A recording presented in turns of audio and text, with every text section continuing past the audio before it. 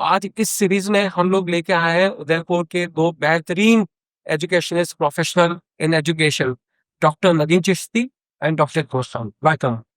तो मसला ये है कि दोनों की काबिलियत, दोनों का ट्रैक रिकॉर्ड इतना बड़ा है कि अगर मैं बोलना चालू करूंगा तो कुछ भी चीज मिस नहीं होना चाहिए। तो allow me to read out इनका जो प्रोफाइल है उसके बारे में।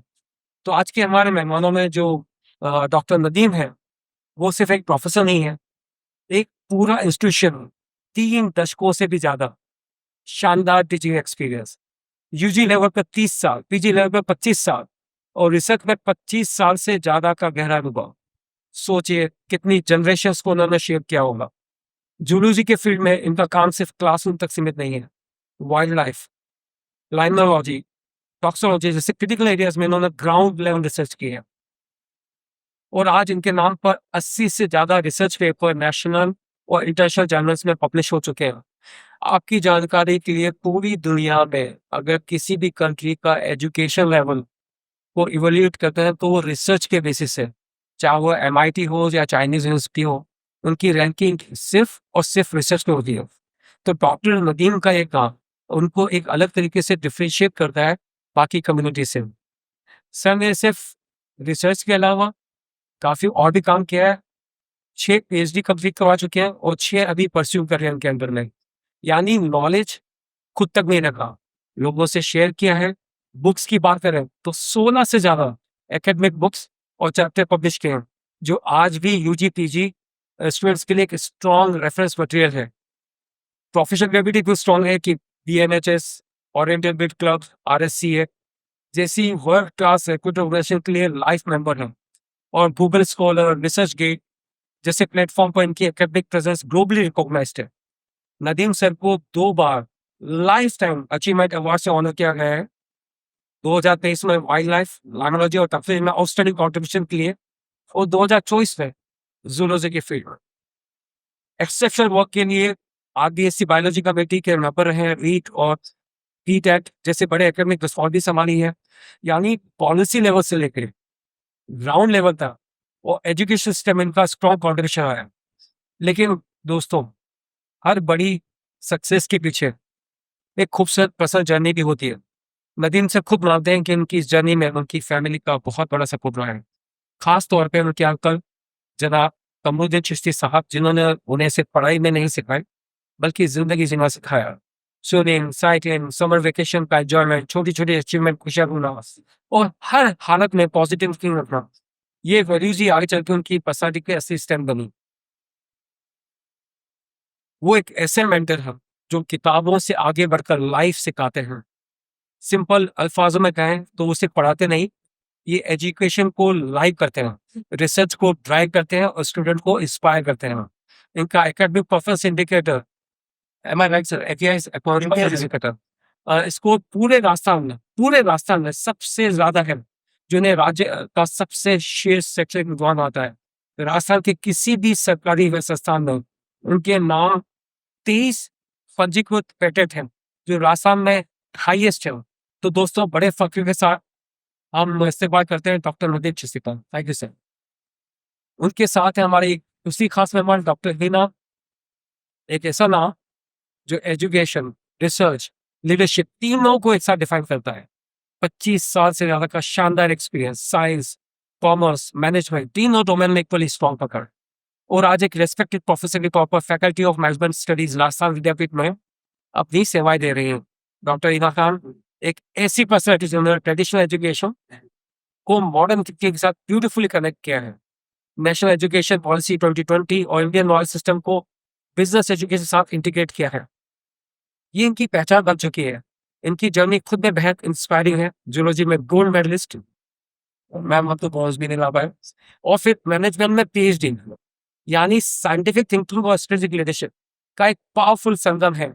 इनकी एकेडमिक से नहीं मिलती, MIB, PGDIB, MCOM हर लेवल पर एक्सीलेंस, और इसी मल्टी डिसिप्लिनरी फाउंडेशन ने कंप्लीट एकेडमिक लीडर बनाया है। रिसर्च की बात करें तो 16 PhD स्कूल गाइड कर चुकी हूँ। आज भी डिजिटल ट्रांसफॉर्मेशन में सोशल मीडिया मार्केटिंग और कंज्यूमर बिहेवियर जैसे कटिंग एज टॉपिक्स पर काम कर रही हैं। अवार्ड्स और रिकॉग्निशन, भी इनकी जर्नी को रिफ्लेक्ट करते हैं। वुमेन अचीवर्स अवार्ड, शिक्षक रत्न अवार्ड, मैनेजमेंट एक्सीलेंस अवार्ड, हर अवार्ड इनकी मेहनत और इम्पैक्ट की कहानी कहता है। लेकिन खास बात यह है कि इनकी रीच सिर्फ क्लासरूम तक नहीं है। The times of India, Hindustan times, Rajasthan Patrika जैसे बड़े प्लेटफॉर्म पे एजुकेशन और सोशल स्टैंड पर अपने इंसाइट शेयर करती रहती हैं। सिंपल वर्ड्स में कहें तो ये सिर्फ पढ़ाती नहीं है, ये सोच बनाती है, डायरेक्शन देती हैं और फ्यूचर लीडर्स तैयार करती हैं। दोस्तों, बड़े ही सम्मान के साथ और खुशी के साथ डॉक्टर हिना खान, हम लोग एक्चुअली बहुत in the fielding of this field में टू बी ऑनेस्ट और डिप्रेशन में हैं।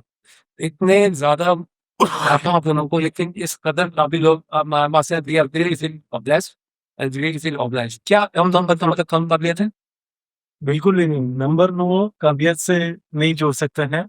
और किसी बच्चे के कभी भी कोई नंबर कम आते हैं तो इसका मतलब ये नहीं कि वो नंबर कम होने से डिजर्व नहीं करता या आगे वो उसके पास कोई पोटेंशियल नहीं है जो अपने आप को एक्सप्रेस नहीं कर पाए। जी, यहाँ मैं ऐड करना चाहूँगी फ्रॉम द एचआर पर्सपेक्टिव जी। कि जब बच्चा जॉब में जाता है after the placement and many of them come back after 10 years, nobody actually pays attention कि आपकी क्या परसेंटेज थी एट दैट पर्टिकुलर टाइम।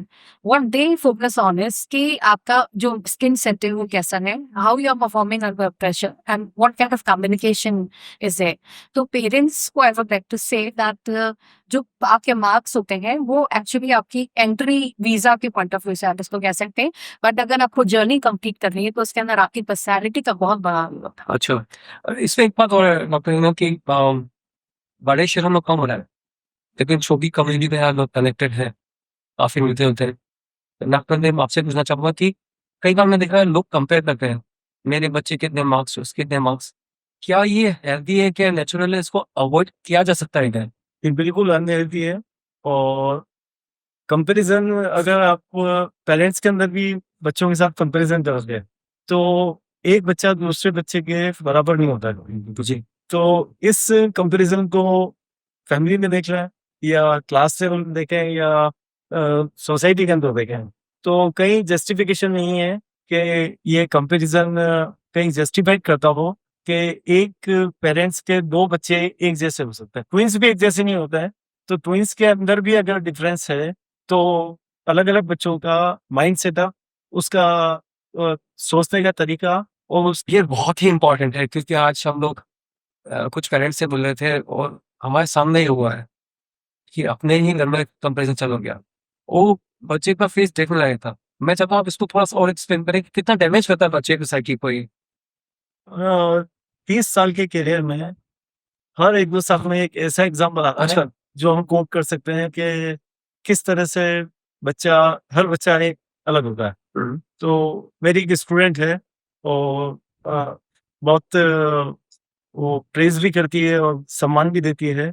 माला सुखवाल, नाम बहुत बड़ा है उसका। और लगभग उदयपुर में जो भी नाम सुनेगा वो सब क्लिक कर लेंगे कि एक हंसता हुआ चेहरा, एक दुबली पतली सी लड़की और उसके साथ वाले बेंच वाले जो भी थे वो सब उसको जानते थे। तो एक बार में टीम सिलेक्शन हो रहा था तो माला भी जाके खड़ी हो गई उसमें कि मैं भी वेट लिफ्टिंग करना चाहता हूँ।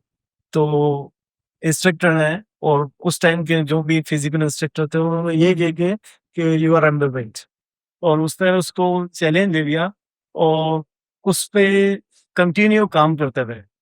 अभी माला सुखवाल किसी इंट्रोडक्शन के मोहताज नहीं है और अभी वो नेशनल रेफरी है। और कोई अवार्ड इसका वेट लिफ्टिंग में राजस्थान में और इंडिया में ऐसा नहीं है जो वुमेन से कनेक्टेड हो, माला के पास नहीं। मेरे एक सीनियर थे,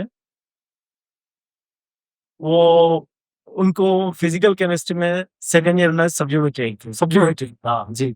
तो जब एमएससी ज़ूलॉजी, मैं एमएससी ज़ूलॉजी हूँ, मेरे सीनियर थे, तो जैसे ही उन्होंने एमएससी क्लियर किया और कहा कि ना मैं एडमिनिस्ट्रेटिव सर्विस में जाना चाहता हूँ। तो सबने कहा कि एडमिनिस्ट्रेटिव सर्विस में जाएगा तो लगता नहीं है तुम कुछ भी क्लियर कर पाओगे। तो उन्होंने कहा नहीं, मुझे एडमिनिस्ट्रेटिव सर्विस में जाना है। कौन सी में जाना है, आरएस या उस वक्त ऐसी था कि नहीं मुझे तो आईएएस बनना। तो सब साथ वाले जैसे जनरली होता है, दोस्त हंसी उड़ाते हैं।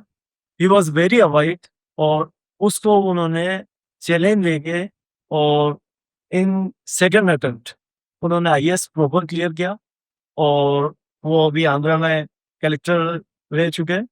कपिल सिब्बल के पर्सनल एजुकेशन सेक्रेटरी थे, यूजीसी में डिप्टी सेक्रेटरी का काम किया उन्होंने, और बड़ी बड़ी जो इंडियन गवर्नमेंट की स्कीम्स थी वो फर्स्ट टाइम ब्रेन चाइल्ड उनका था और बाद में उसको इम्प्लीमेंट किया। माय गुडनेस, उसका मतलब ये है कि जो आसपास का शोर है उसको सुनना नहीं चाहिए। नहीं, आपने डिसाइड कर लिया, फोकस करें, कंसिस्टेंटली करें। अपनी गट क्या कह रही है, और अगर आपको लगता है कि आप अपने प्रति ईमानदार हैं, आप अपने प्रति लॉयल हैं, और खुद को जो लगता है वो फील कीजिए। ये दोनों देखो क्या एग्जाम, दोनों आपके स्टूडेंट हैं। बिल्कुल student. Wonderful. Doctor Reena, what would you say?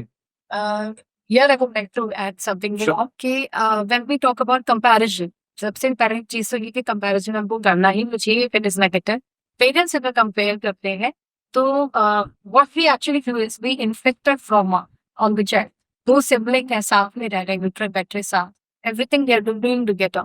अब they are comparing, comparative बोलना अभी, तो जो एक बच्चा है जिसको आपने थोड़ा सा नेगेटिव कर दिया है, तो वो एक ट्रॉमा में आ जाएगा.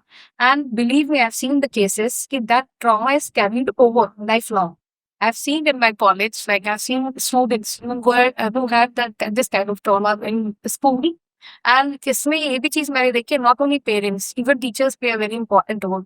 Even in class, there is a comparative mode. Okay. And it is first, second, third. And what generally happens first, तो जो student है, promoted more. So a child who is at the back, वो कहीं ना कहीं is taking more trauma. That creates anxiety, personality disorders, and slowly risk taking capacities उन बच्चों के अंदर comparatively कम होती जाती हैं. And अगर बच्चा एम्बिशियस है तो कहीं ना कहीं वो सेल्फ कोशिश करता है बाहर निकलने का, और अगर वो नहीं कर पाता है तो that child just lives a very average kind of life without Yes. Making any kind of risk. Wow. So no comparisons. Okay. My next question is very relevant for the current time, especially in small cities.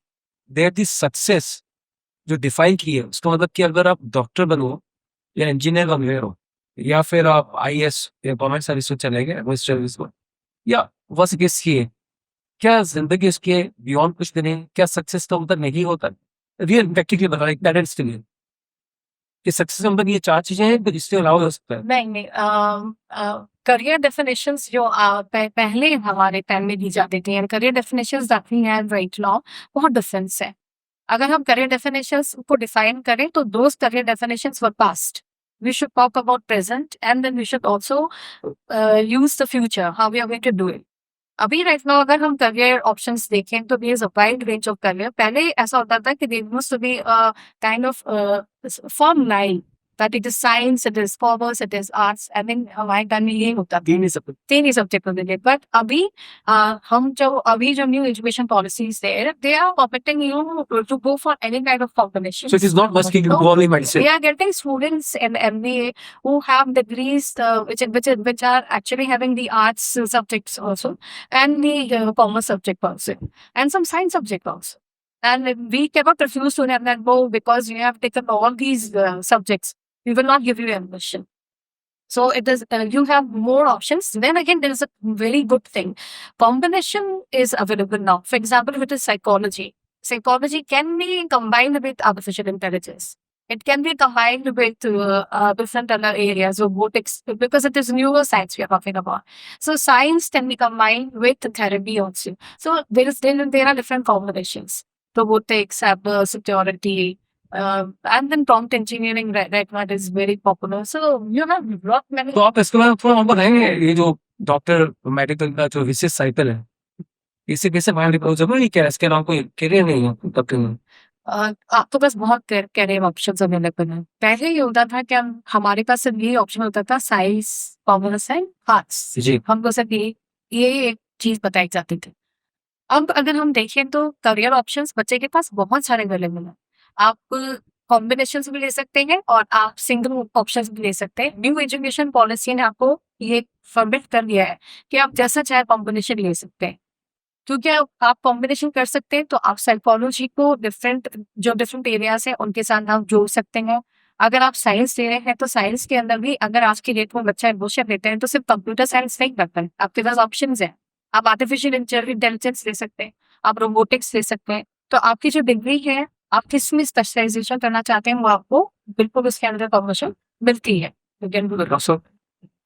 Government ने 2023 में NEP programme चालू किया है, क्या होता है NEP? National education policy जी। मैं Rajasthan government की तरफ से उसमें मेंबर था। उस एनईपी के अंदर 3 सब्जेक्ट अभी तक जो हम बेस्ट सब्जेक्ट है, साइंस, आर्ट्स, कॉमर्स। अगर कोई बच्चा सपोज क्या साइंस का स्टूडेंट है, उसको लगता है कि मुझे आर्ट्स में कोई पर्टिकुलर सब्जेक्ट पसंद है, तो वो 2 सब्जेक्ट साइंस के और 1 सब्जेक्ट जो उसकी पसंद का आर्ट्स का है वो कर सकता है उसके अंदर, और ये कैन कंटिन्यू, वो कंटिन्यू कर सकता है उन 3 सब्जेक्ट के साथ में। तो पहले जो साइंस के 3 प्योर सब्जेक्ट होते थे और एक लिमिटेड जॉब स्केल होता था कि इन 3 सब्जेक्ट से जो जॉब बनेगा वही उस बच्चे को जॉब मिलेगी। अब उसके पास में सेमेस्टर सिस्टम है। सेमेस्टर सिस्टम के अंदर उसको जो डिग्री है वो 2 साल पढ़ने के बाद में उसे लगता है कि मुझे कोई इनोवेटिव प्रोग्राम या कोई काम करना है या कहीं डिप्लोमा करना है, तो वो वहाँ उस प्रोग्राम में जा सकता है। वो जाए 1 साल 2 साल जाके अपना कोर्स कंप्लीट कर ले, और जब वो वापस आके वो डिप्लोमा या डिग्री उसको इंस्टीट्यूट को देगा, तो वो वापस अपनी डिग्री वहीं से कंटिन्यू करेगा।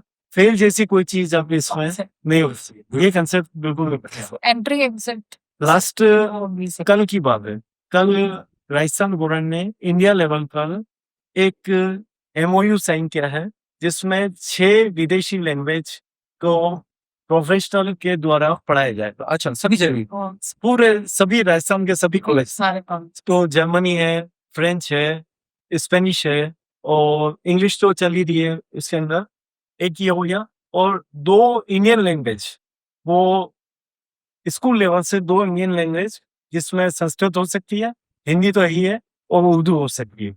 अगर उर्दू वाला बच्चा है तो उर्दू और हिंदी पढ़ ले, और उर्दू वाला बच्चा उसको संस्कृत लगता है कि हिंदी छोड़नी मुझे संस्कृत करना है, तो वो 3 लैंग्वेज में से कोई सी भी 2 लैंग्वेज पढ़ सकता है। तो इससे ये हो गया कि अगर मान लो बच्चा थोड़ा भी सिंसियर है और उसके अंदर थोड़ा से भी जिज्ञासा है, तो वो उसको फ्री ऑफ कॉस्ट 5 साल के लिए लैंग्वेज कोर्स होगा। 5 साल बड़ा लंबा टाइम है, और उसके अंदर वो उस लैंग्वेज में मास्टर हो सकता है। और कई कंट्री ऐसी है, जैसे जर्मनी है और चाइना है, तो वो अपनी मदर टंग में ही पढ़ना और पढ़ाना पसंद करते हैं। तो जो भी जॉब अगर जर्मनी में निकली या डिप्लोमा निकला या कोई फेलोशिप निकली, वो तुरंत सेलेक्ट हो जाएगा उस लैंग्वेज के। बहुत ही अच्छी इंफॉर्मेशन है। वो कितनी जॉब्स करेंगे, ट्रांसलेटर की यूनाइटेड नेशन से लेकर हर जगह जरूरत होती है, वो बहुत हाई एंड और ये गवर्नमेंट ने न्यू एजुकेशन पॉलिसी जो है स्कूल से करी है। अच्छा, तो बिल्कुल ग्रास रूट से शुरू करें। तो आप ग्रास रूट से कर सकते हैं। पैसा कहीं नहीं है। अच्छा, पैसा नहीं आप इसमें जैसे आप अगर अभी लैंग्वेज की बात कर रहे हैं या कहीं पे किसी टीचर से बात करेंगे, पहले तो टीचर अवेलेबल नहीं है उस लैंग्वेज का, तो इंटरनेशनली एमओयू साइन हुआ है, आप ऑनलाइन स्टडी भी करेंगे और फेल नाम का कोई चीज नहीं। अगर आप उस पर्टिकुलर सेमेस्टर में सक्सीड नहीं हुए हैं, तो आप अगले वाले में कंटिन्यू कर सकते। अब से बहुत ही इम्पोर्टेंट सवाल, मेरे ख्याल से इस पूरे डिस्कशन सबसे इम्पोर्टेंट सवाल है कि रिजल्ट का मौसम चल रहा है, कैरियर काउंसलिंग जगह जगह हो रही है। मेरे ख्याल से जब हम किसी को काउंसिल देते हैं, तो वो जो 10, 15, 20 मिनट, आधा घंटा पेरेंट्स से बच्चे आए हो, उसकी पूरी जिंदगी डिफाइन कर देता है। अगर उसको पूरे फेथ के साथ आपके पास आए, क्या ये जरूरी नहीं है कि हम लोग बहुत सोच समझ के इस जिम्मेदारी को लें। हम ये भी देखें कि बच्चे की मार्कशीट के अलावा पेरेंट्स की बैलेंस शीट कैसी है। हमने से बोले तो मेडिकल में जाके पैसे जमा करवा दो, आई डोंट नो डॉक्टर क्या रूल लगता है 50 लाख तक, क्या वो पेरेंट्स उसको सर्वाइव कर पाएंगे? क्या उस बच्चे का एटीट्यूड स्टफ है? तो आप दोस्त ने कोई पूछना कि कोई भी शख्स जब वो रिस्पॉन्सिबिलिटी ले रहा है कि मैं कैरियर काउंसिल करूंगा, तो क्या उसको टिक बॉक्स चेक करना चाहिए कि मैं क्वालिफाई करता हूँ या मना कर दे, सॉरी आप प्रोफेशनल्स के पास जाके करिए। वजह इसके कि क्योंकि हम ईगो सेटिस्फाई कर रहे हैं, कई बार एक अर्ज होती है कि नहीं I am looking very good to be a career counselor. तो देव साहब क्या कहना है सर? एक बात तो ये है कि पेरेंट्स के जो अपने ड्रीम है, कई बार वो अपने बच्चों में देखते बिल्कुल सही है ना। सही। और अगर वो वेल टू डू नहीं भी है, और उसको लगता है कि मैं डॉक्टर बनना चाहिए था या मेरा बच्चा डॉक्टर बनना चाहिए था। तो लास्ट ईयर की जो फीस स्ट्रक्चर था वो 1 करोड़ प्लस था। रियली? तो कौन बताएगा करोड़पति सेट हो गया है? 1 करोड़ प्लस था और अलग-अलग कॉलेज के अंदर आपके नंबर जितने कम हैं उतना अमाउंट बढ़ता ओके। है। बढ़ जाता है। तो लोगों ने 1 करोड़ 30 लाख से देखने के और 1 करोड़ तक पे किया था। वो उसके लाइफ टाइम में कभी भी अपनी सैलरी से 1 करोड़ रुपए नहीं अर्न कर पाएगा। क्योंकि एमबीबीएस है, एमबीबीएस के बाद में एमडी करेगा, कोई स्पेशलाइजेशन करेगा। कितने साल लगे होंगे? एडमिशन कॉस्ट और बढ़ जाएगी। जो बच्चा अगर मान लीजिए बच्चे में पोटेंशियल है, आप उसका पोटेंशियल देखते हैं और बच्चे में वास्तव में इतनी जीद है कि वो उसको फाइट कर सकता है, तो वो अपना आप ही निकल जाएगा। आप उसे नीट की अच्छी तरह तैयारी कराइए और अगर बच्चा नीट क्लियर नहीं कर रहा है और फिर भी पेरेंट्स की जिद है, उधार लेके या किसी भी सपोर्ट से कोई प्रॉपर्टी बेच के अगर बच्चे को आप एमबीबीएस करा देते हैं, तो उसके बाद अगर वो पीजी में नहीं सेलेक्ट कर पाया, पीजी की अमाउंट है 3 करोड़ प्लस। नहीं, तो वो 1 3 करोड़ प्लस 3 करोड़ से एक्स्ट्रा। 11 करोड़ तक जाती है। तो Depending कौन-सी on सीट the आप branch. दिला रहे हैं, तो अगर आप इतने फाइनेंशियल साउंड हैं कि जिसमें आपके पास 4 करोड़ रुपए है, उसको घर पे रखिए बच्चे को, एफडी कराइए 4 करोड़ की और उसे कहिए कि बेटा ज़िंदगी भर ऐश कर और इस 4 करोड़ का जो इंटरेस्ट या जो इन्वेस्टमेंट है, वो तुझे काम करेगा, ना कि आप उस पे ब्लाइंड इनपुट करके और आप उसको 4 करोड़ मेरे ख्याल से बहुत ही जबरदस्त इंफॉर्मेशन नहीं, है ये। हम इसमें ये भी कर सकते हैं, जी। बच्चों को ये भी सजेस्ट कर सकते हैं कि आपका नीट में नहीं हुआ, मतलब नीट में आपकी रैंकिंग चल रही है, आपका मेडिकल में नहीं हुआ, आपका मेडिकल कॉलेजेस नहीं हो रहे, इसमें भी आपकी रैंकिंग चलती है, गवर्नमेंट कॉलेज की अलग चलती है, प्राइवेट कॉलेजेस की आपकी अलग चलती है। आप दूसरे ऑप्शन दे सकते हैं क्योंकि आपका बायोलॉजी का बैकग्राउंड चल रहा है, तो आप होम्योपैथी कर सकते हैं, आप फिजियोथेरेपी कर सकते हैं, आप डेंटल कर सकते हैं, आप वेटनरी में जा सकते हैं आयुर्वेदिक कर और सकते हैं। आयुर्वेदिक कर सकते हैं। लेकिन और doctor Hina sir sorry but अगर पेरेंट्स ने डिसाइड कर लिया मेरे को डालना है और वो क्या कोचिंग में राइट मेथड है कि वो बच्चा क्वालिफाई कर पा रहा है कोचिंग में आपने 50 लाख फिर दे दिए आई डोंट नो कितनी फैसिलिटी डॉक्टर मतलब उसकी कोचिंग के आजकल तो क्या वो सही रास्ता है कोचिंग में भेज के फिर एडमिट करवाना? नहीं, कोचिंग एक प्रैक्टिस के लिए बहुत अच्छा है जी वो शेप में लेके आ जाता है। मैं किसी पर्टिकुलर कोचिंग के लिए नहीं कह रहा हूँ, एक पाथ प्रोवाइड करता है और पढ़ने वाले बच्चे को कि आपको फाइट कैसे करना है। कोचिंग की फीस प्रेजेंट सिनेरियो में 1 लाख से 1.25 लाख रुपए है, जो प्रेजेंट सिनेरियो में ज्यादा नहीं है। और बच्चा वास्तव में कैपेबल है तो वो उसको शेप में लेके आ जाएगा और बच्चे का जो फियर है वो एग्जाम के प्रति वो खत्म हो जाता है। अच्छा, और अगर आप उसके साथ जबरदस्ती करके कोचिंग में भेजेंगे तो जो कोटा में या जगह जगह पे इंसिडेंट्स हो रहे हैं, कल रात की बात है कि नीट के अंदर बच्चा वो इंटरेस्टेड नहीं था, वो 6th फ्लोर पे गया और ही कमिटेड सुसाइड। आज नीट था, कल रात को उसने सुसाइड कर दिया और उसमें ये लिख दिया कि पापा मम्मी मैं आपके सपनों को पूरा नहीं कर सकता। इसका मतलब ये है कि उस बच्चे का कोई ड्रीम नहीं था नीट के बारे में, केवल और केवल फोर्सफुली उन्होंने उसको वहां रखा था। ऐसा काम बिल्कुल भी किसी भी पेरेंट्स को नहीं करना चाहिए। तो डॉक्टर मतलब गौतम नदीम बोल रहे हैं आपके एडवाइस पेरेंट्स एक बार बैठ के अगर फादर मदर है दोस्त की तरह या पहले वही से शुरू जो डॉक्टर ने बताया कि बात वही से शुरू होती है तो क्या उनको बात करनी चाहिए एक बार बैठ के सुनना चाहिए बजाय के बोलने के जो डॉक्टर नहीं बोले थे अपने सपने उनके थ्रू जीते हैं तो what you advise to this parents एक बार बात करें। डेफिनेटली बच्चों को सुनना बहुत जरूरी। हम आजकल क्या देखते हैं कि पेरेंट्स अपने अंदर इतने बिजी होते हैं या तो वो करियर में बिजी होते हैं, क्योंकि ये चीज मैंने अपने उसमें भी देखी है, करियर में भी देखी है कि पेरेंट्स के पास टाइम ही नहीं है कि बच्चे को सुनो। जब तक आप बच्चे को लिसन नहीं करेंगे तब तक आपको कैसे समझ में आएगा कि आपका जो बच्चा उसका थॉट प्रोसेस किस तरीके के चल रहे हैं, आप कैसे मैपिंग करेंगे अपने बच्चे की। जैसे सर ने बोला कि आपका साइंस का एप्टीट्यूड बच्चे का है या नहीं, हो सकता है बच्चा स्पोर्ट्स में बेटर है, हो सकता है कि बच्चा किसी और एरिया के अंदर बेटर परफॉर्म कर रहा है, तो आपको ये तभी पता पड़ेगा जब आप उससे कम्युनिकेट करेंगे। और कम्युनिकेट में सिर्फ आपको नहीं बोलना है, आपको सुनना भी है, ये बहुत जरूरी चीज है। पेरेंट्स हम कहते हैं जग मग चोरी है कि वो जग जो है वो डाले जा रहे हैं, पानी जो है उसके अंदर भरे जा रहा है, अब ये देख ही नहीं रहे कि वो पानी जो है भर गया, भरने के बाद गिरे जा रहा है गिरे जा रहा है, या वो बच्चा उसको एब्जॉर्ब भी कर रहा है जो आप बात उसको बता रहे हैं समझा रहे हैं। तो सुनना बहुत जरूरी मेरा एक सवाल है आपसे बहुत प्रैक्टिकल जहाँ पे जिस वक्त में हम लोग मोबाइल फोन कंपेयर करते हैं, उसका सेंसर ले रहा है, पर उसकी गाड़ी, ये मेरी गाड़ी एसयूवी, वो गोवा छुट्टी पे गए तो वो रशिया छुट्टी पे गया। क्या किसी पेरेंट के लिए मुमकिन है कि वो पीयर प्रेशर से बाहर जाए, कंपेरिजन से? वो खुद भी करेंगे, लेकिन वो कंपेयर करेंगे। फैमिली में कंपेरिजन सच्चाई भी होता है, तो कैसे उस प्रेशर को फेस करें कि हर आदमी बोलेगा कि साहब मेरी साड़ी उसकी साड़ी सफेद क्यों? तो कैसे करेंगे वो? पर ये जो शोषण सिस्टम वाला है जी। कि साड़ी कैसे है या वो कहाँ गया या ये, तो बच्चे को आपको ये सिखाना पड़ेगा, उसके अंदर ये इनकलकेट करना पड़ेगा या उसकी मेमोरी में ये डालना पड़ेगा आपको कि सभी देश जैसे नहीं हैं। जी। अगर वो कहीं जा रहे हैं तो उसको आपकी रियलिटी, आपका फाइनेंशियल स्टेटस और आपके जो इनकम है, वो सब बच्चे के साथ में अगर आप उससे ईमानदारी से शेयर करेंगे और बच्चा देखता रहेगा, तो उसके दिमाग में कभी भी नहीं आएगा। जी, फाइन। जब ये बच्चा समझ जाएगा कि मैं 50,000 के जूते नहीं पहन सकता हूँ या कहीं ऐसे फॉरेन ट्रिप है जो मेरा कोई फ्रेंड जाता है जो बिजनेसमैन है, वो अलग-अलग उसमें समर में या विंटर में कहीं अलग जाता है, तो ये हमारी वो सोच या पॉकेट अलाउ नहीं करती है। प्रैक्टिकली सही बात है। ये साफ-साफ दिल से बात कर रहे हैं उससे। वो बच्चे समझदार हैं, समझते हैं।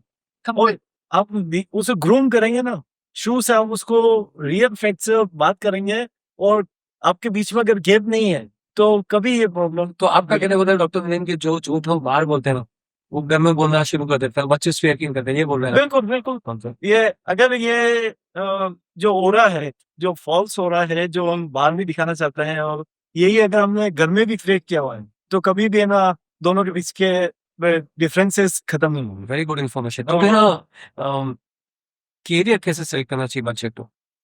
क्या 2-4 पैरामीटर जो ध्यान रखना चाहिए इसको कि मैं कैरियर सेलेक्ट कर रहा हूँ, other than the marksheet? Other than the marksheet, अगर करियर ऑप्शंस, करियर जब वो बच्चा चूज करता है तो उसको सबसे पहले ये जरूर देख लेना चाहिए कि उसका खुद का अपना एरिया ऑफ इंटरेस्ट क्या है, उसको किस चीज में मजा आता जी। है। यहाँ मैं एग्जाम्पल खुद अपने बेटे का लेना चाहते हैं।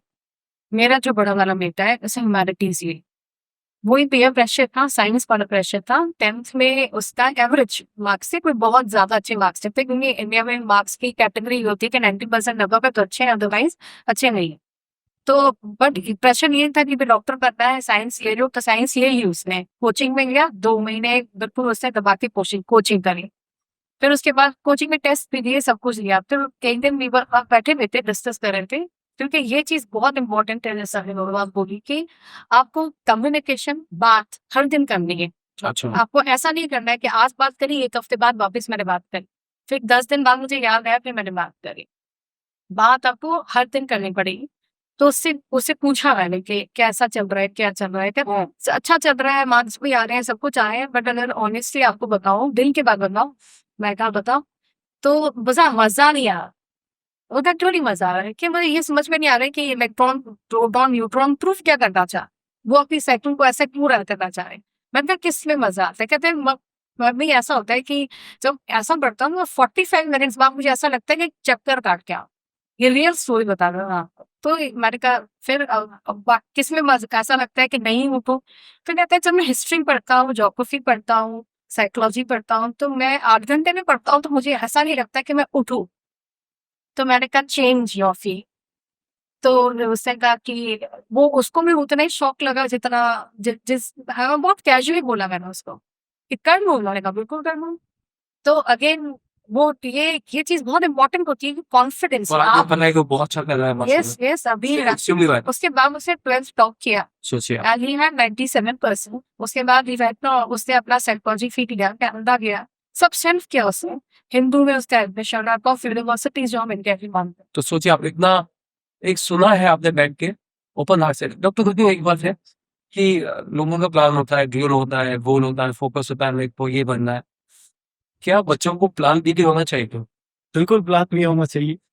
जैसे सर साहब ने कहा कि हॉबी अगर आपका जॉब बन गया, तो लाइफ लॉन्ग आप उसको एंजॉय करेंगे, ना कि बर्डन का। फिर उसमें वर्किंग आवर्स का काम नहीं करता। अच्छा, कि अगर आपकी हॉबी है तो आपको पता भी नहीं पड़ेगा कि आप पार्ट ऑफ हॉबी एंजॉय करना है या आप अपनी वो वर्किंग चल रही है आपकी। तो एक तो ये हो गया। प्लान बी हमेशा इसलिए होना चाहिए कि ज़रूरी नहीं है कि उस टाइम और उस सिनेरियो में आप जो सोच रहे हो वो फिट हो जाए। तो आपके पास अगर प्लान बी है, तो कभी भी आप है ना डिप्रेशन में नहीं आएँगे और कभी भी अपना आप को फेल बिल्कुल सही बात करी। हम जिस डॉक्टर से बात कर रहे थे, वो बताया था कि बच्चों का सिर्फ प्लान ए था, नहीं हुआ तो they got in anxiety and depression. उनके पास प्लान बी था ही नहीं कि मेंटली तैयार थे कि अगर ये भी हुआ तो ये कर लेंगे। वो तैयारी भी नहीं की, होमवर्क भी नहीं किया था। तो I think that's very important. My next subject is जो कॉम्पिटिटिव एग्जाम्स हो रहे हैं आजकल सारे, नीट के, जी के, सारे यूपीएससी का, कितना मुश्किल है? काफी मुश्किल है, ओके, काफी मुश्किल इसलिए I want your practical advice to the students and parents.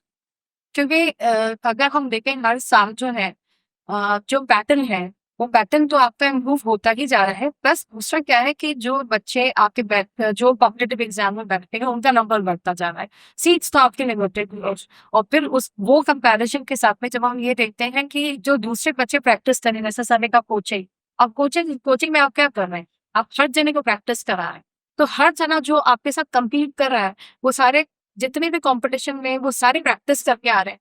तो आप अगर एक्सेल नहीं करेंगे, हम देखते हैं ना 99.9 पे फिनिश, अगर आप ऑल इंडिया रैंक भी अगर आप देखते हैं, अगर आप जनरल कैटेगरी से गए और आपने आपकी ऑल इंडिया रैंक अगर 100 के बीच में नहीं आई तो टॉप आईआईटी अंदर आपको कंप्यूटर साइंस नहीं मिलेगी। तो ये हमें समझना चाहिए कि आसान नहीं है, नहीं, बहुत जब तक कमिटमेंट नहीं जाना चाहिए उसके अंदर। जी, मैं डॉक्टर साहब से बिल्कुल अलग राय रखता हूँ। जी, बिल्कुल ये मैं शुरू से जब मैं कंपटीशन में था, तो उस टाइम भी मैं ये सोचता था कि मुझे मेरे लिए एक सीट चाहिए। वो भले ही 2 हो तो भी मेरी एक है, वो 100 हो तो भी मेरी एक है। ब्यूटीफुल। है ना? तो जब मैंने लेक्चरशिप का एग्ज़ाम तैयारी करने के लिए सोचा, तो एक प्रोफ़ेसर थे, अब नहीं है, कि ये अपना टाइम क्यों खराब करवाया जाए। आज तक राजस्थान में तो इस यूनिवर्सिटी से किसी ने क्लियर नहीं किया है।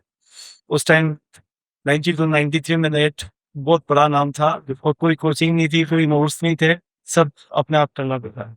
तो फादर आए, फादर ने कहा कि उनके दोस्त थे, उन्होंने ये कहा कि आपको एक बी प्लान पे अपन बात कर रहे हैं, उसके लिए बीएड करो। तो एक बीएड बहुत अच्छा सोर्स था और उस टाइम नौकरी ये कर दी, नौकरी भी मिल जाती थी। तो मैंने स्ट्रेट फॉरवर्डली मना कर दिया कि केवल एक ही करूँगा और यही काम करूँगा। ये कन्विक्शन होता है। और उस टाइम जब मैंने पहली बार एग्ज़ाम दिया और एनएससी करके निकला था, कोई तैयारी नहीं थी, तब मैंने अपने आप को पाया कि मैं अभी प्रेज़ेंट सिनेरियो में मेरी तैयारी कितनी है। और 2.25 साल तक सारे इनलेट कट आउट करके और तैयारी करी, और जब रिज़ल्ट आया तो सेट में राजस्थान में 3 जने सेलेक्ट हुए थे, उसमें एक मैं हुआ। ये अब नेक्स्ट ईयर किया। आप दोनों से मेरा नेक्स्ट सवाल है, ड्रॉप ईयर के बारे में आप क्या सोचते हैं, लेना चाहिए बच्चों को? लेना चाहिए।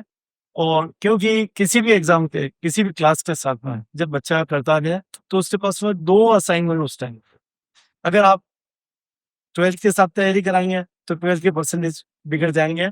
तो अगर आप कंपटीशन की तरफ ध्यान देंगे तो 12th नहीं कर पाएगा। और कंपटीशन इतने प्रिसाइज भी और इतना टेक्टिकल फुल हो गया है, इतना अच्छे से उसको फाइट करना पड़ता है। जैसे मैडम ने बताया कि बहुत जबरदस्त कंपटीशन है ये, तो उसको एग्जामिनेशन इज जस्ट आर्ट।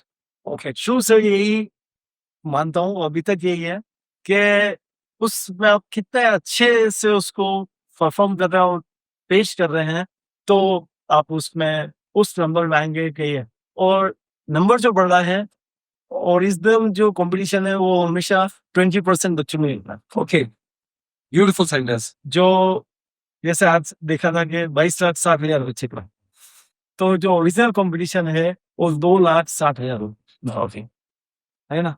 तो सीट तो हमेशा इससे कम है, जो राजस्थान में सीट है या और इंडिया जो तो आपको सीट कहना है कि खौफ खाली जब देखिए कोई खौफ खाने की कंपटीशन नंबर, वो नंबर बिल्कुल मत देखिए कि कितना वो बैठा है। अच्छा 80% बच्चे केवल इसलिए पेपर देख लेता हूँ, पापा ने कहा है वो कहेगा समाज में क्या होगा, ये इसको देखते हुए है ना। पहली बार जाता हूँ तो ये देख के आऊंगा कि पेपर कैसा है। 20% तो फाइट तो आपको करनी है बहुत जबरदस्त। उन 20% में जो आप ही की तरह की तैयारी करके आ रहे हैं, आप ही की तरह का उनके पास में पोटेंशियल है, आप ही की तरह वो सोच रहे हैं, उन सब में उन 20% में से आपको वो नंबर में आना है जो कि सीट है और जो अलॉट होगी और जिसमें आपका सिलेक्शन है। Beautiful, well said. Okay, now my next question. If someone comes to you and he asks, you're working in resume, should I go for business, private sector or government sector? आप कैसे advice करेंगे मेरे को government जाना चाहिए, private में जाना चाहिए, बिजनेस करना चाहिए?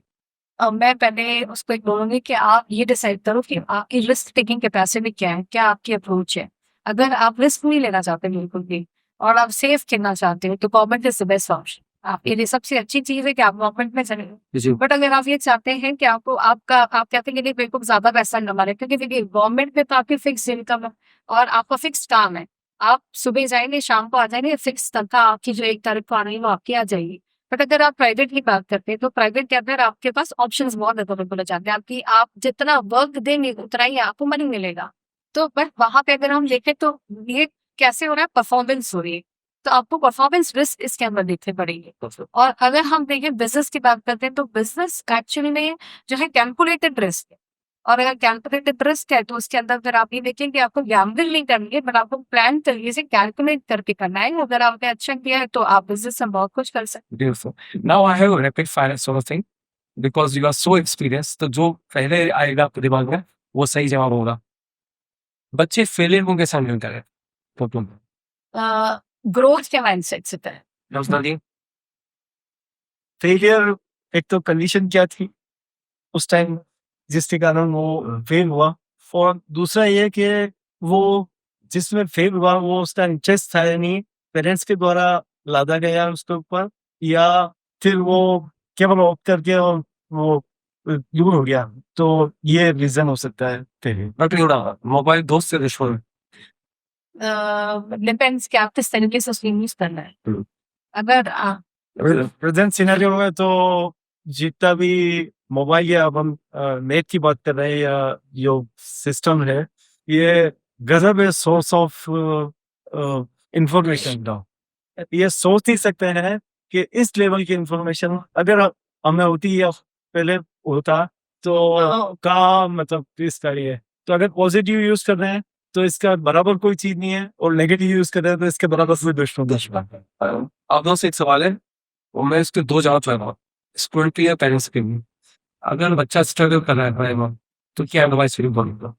अगर स्ट्रगल कर रहा है तो पेरेंट्स को ये पता करने के साथ में कि स्ट्रगल क्यों कर रहा है, प्रोफेशनल हेल्प भी लेनी चाहिए। क्योंकि आप अकेले डिसीजन मेकिंग कर रहे हैं, हो सकता है आप में पूरी काबिलियत है, सारी आपके पास इंफॉर्मेशन है, सारी आपकी नॉलेज है, बट हो सकता है कि जिस फील्ड में बच्चा करना चाह रहा है वो चीज आपको नहीं पता है।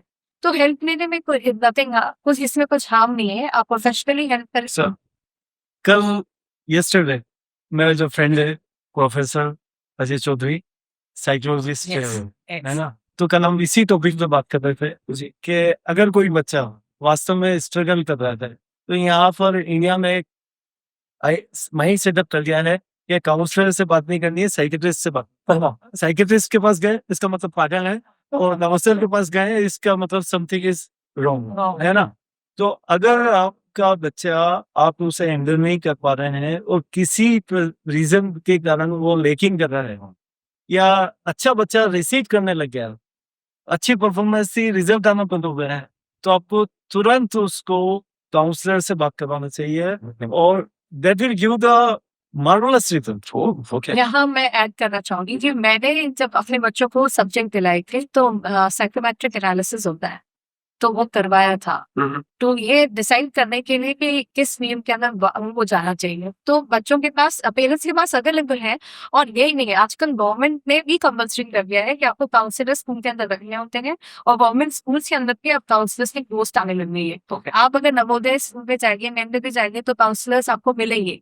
तो जब काउंसलर्स गवर्नमेंट आपको दे रही है तो आपको उससे हेल्प लेने में बिल्कुल आपको उससे हेल्प लेनी चाहिए काउंसलर्स। आपसे अच्छा मैं घूमती देखती है फैकल्टी मैनेजर ने आपने तो सब कराया। पैसा या जॉब सेटिस्फेक्शन, आप बच्चों को क्या एडवाइस करेंगे? दो अलग अलग चीज है, दोनों को साथ ही रख सकता है। पैसा बिल्कुल नेसेसिटी है समाज का, पर्सनल उसमें हर चीज में पैसा चाहिए ही चाहिए। जॉब सेटिस्फेक्शन पैसा दोनों कंपैरिजन नहीं कर सकते हैं। जॉब सेटिस्फेक्शन अपनी जगह है, पैसा अपनी जगह। मेरा आखिरी सवाल है, फैमिली का क्या रोल है बच्चों के लिए? आपके जो स्टूडेंट्स हैं उनकी फैमिली का क्या रोल होना चाहिए उनके लिए, बच्चों का? फर्स्ट जो सारी ग्रूमिंग या सारा बोटअप या जो थिंकिंग है वो फैमिली से लेकर।